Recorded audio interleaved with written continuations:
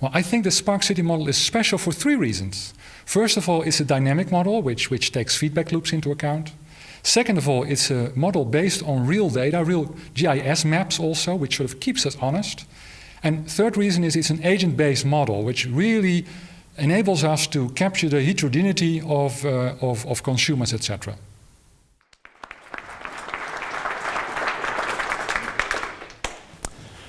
Thank you very much. In this talk, I will describe how you can use maps, so-called agent-based models, and a tool called the Gamma platform to make better predictions of energy and mobility. And I'll take the Spark City model as an example, because I'm working on this at the TU Eindhoven. And I'll take the motto of Spark City as the structure for this talk, and it's predicting the future of energy and mobility from the bottom up. And yeah. So predicting the future. As a researcher at the University of Eindhoven, I'm working on this, making predictions all the time, but I used to be an internet consultant. And about 8 years ago or something, I thought, but climate, that's a pretty big problem, right? Let's work on that. And I noticed there were many solutions, like electric vehicles, solar panels, you name it. I thought, why is not everybody working on that? I should be working on that. But I found out that predictions are often really bad. So I took a sabbatical to find out what it's all about. And I found many bad predictions out there. And I want to give you one example. If you look at the graph, the x-axis shows you the years. And the y-axis shows you how many solar panels were sold in that year. And the thick black line shows that reality is quickly increasing, right? But the colored lines show that the predictions of the International Energy Agency, the largest predicting agency in the world, especially in terms of energy, are basically predicting it will stop now. And they've been doing that since 2002. Predictions like this take away hope. We lose sight of the transformation. And I decided I'm going to make better models. But I found out that if you make better models, it's like there's 2 things you have to choose between. You have visionaries who paint beautiful pictures in thick books with really a nice vision of the future, but they seldom back up what they're writing about with calculations. And you have models which produce numbers, which makes policymakers happy. But they're often extremely simplistic and the numbers are plain wrong.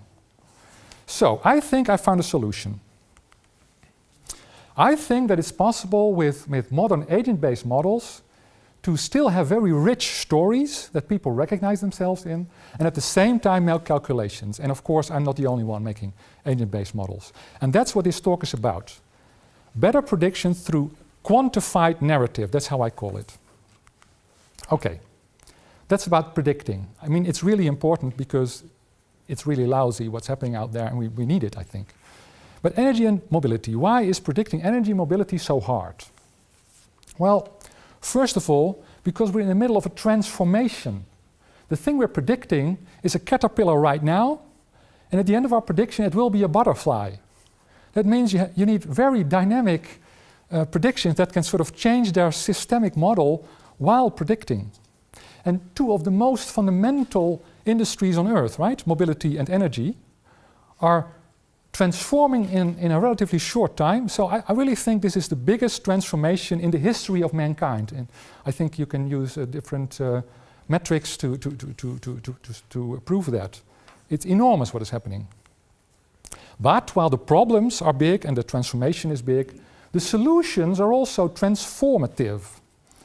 For example, solar panels. They become 100 times cheaper in the last 25 years. I mean, imagine something that becomes 100 times cheaper in 25 years. When I started researching this, solar panels were thought to be prohibitively expensive, like toys for people who are dreaming.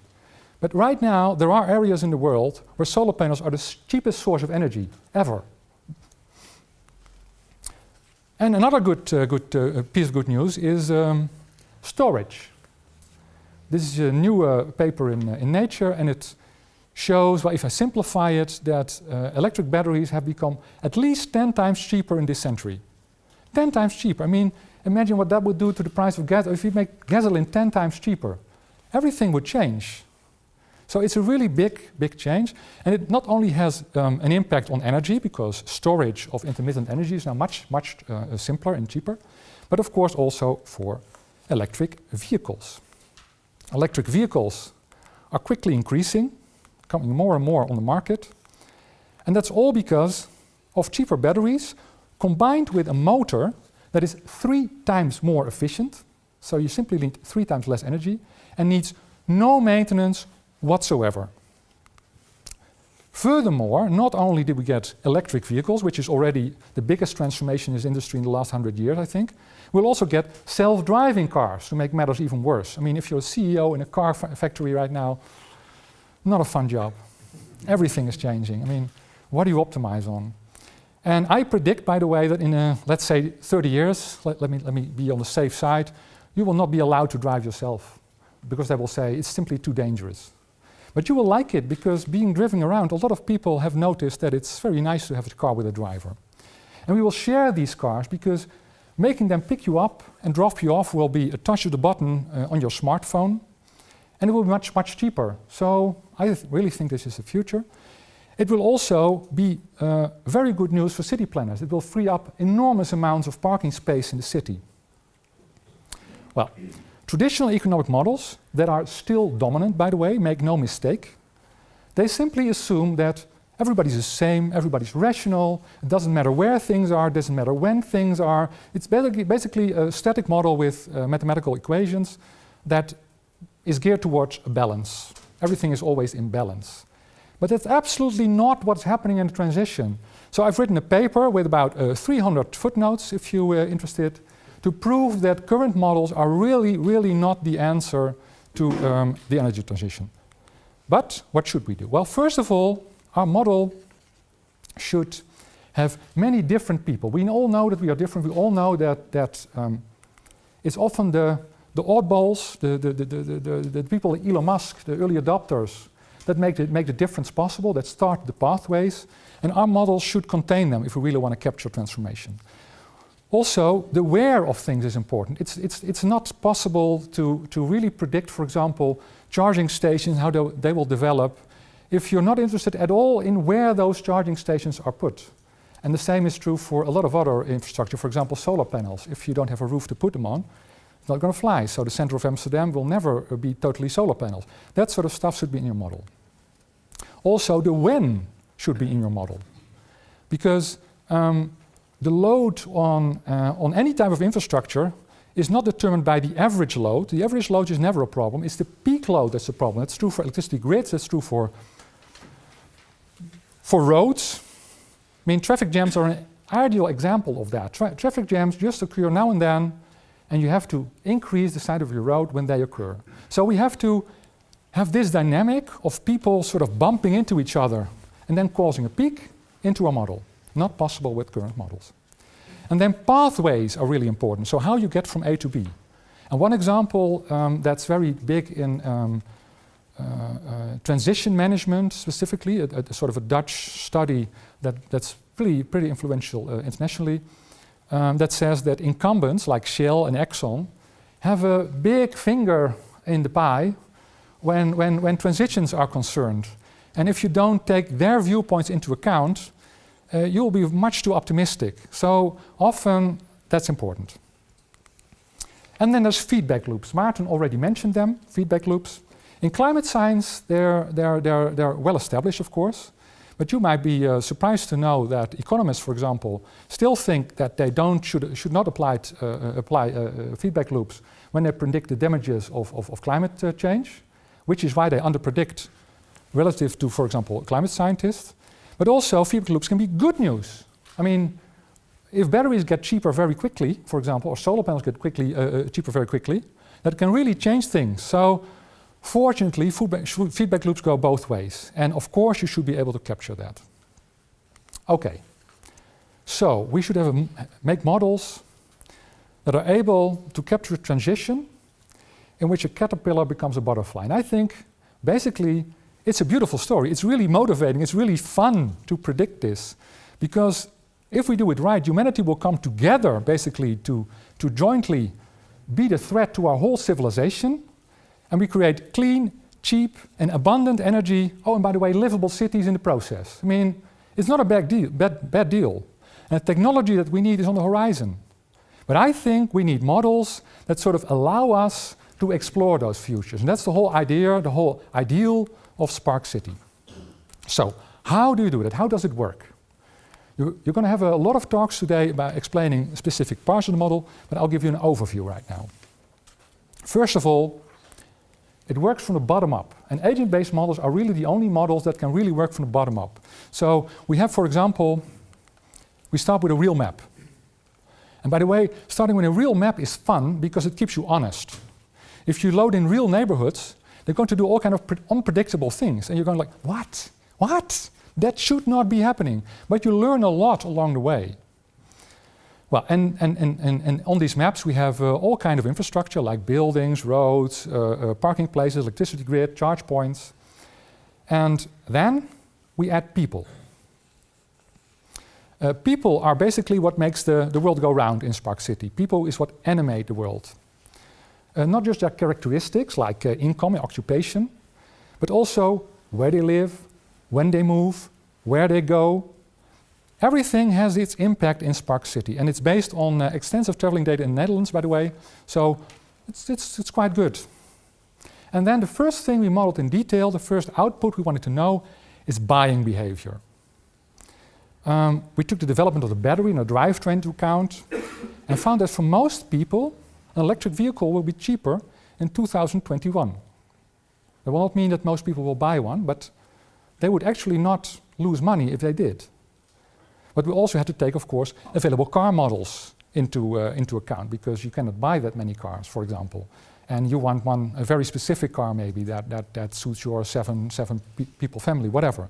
So we tried to take that a little bit into account. We also did multiple surveys to find out how people reason. And Peter Hogeveen will, in the talk after this, tell you all about that. And then we took a look at charging behavior. We take into account how often people are disappointed, for example, because they want to use a charge point and they say, oh shit, it's in use again. Because we think municipalities care about specifically that, basically. They don't want to disappoint their members. But we also looked at the distance people had to walk after they found the charge points. I mean, further is not better, right?